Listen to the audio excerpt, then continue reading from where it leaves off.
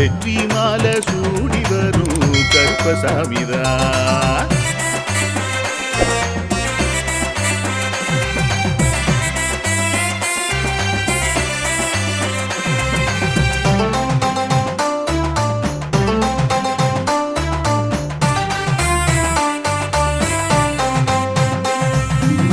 ராமரோட பரம்பரை தானே புளியரை கருப்பசாமி. ஐயப்பசாமி சித்தரோட அருள் வாக்கு.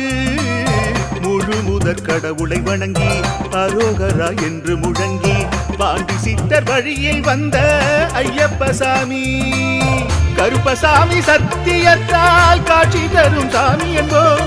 மகிழ்ச்சியான அருள் வாக்கு தருகின்ற சாமி என்போம். எலும்பிச்சையாலே அனைத்து நோய்களை தீர்த்து வைக்கும் சாமி என்போம். திருநீரு தந்து பெரும் பாவங்கள் போக்கும் சாமி என்போம். பாவங்கள் போக்கும் சாமி என்போம்.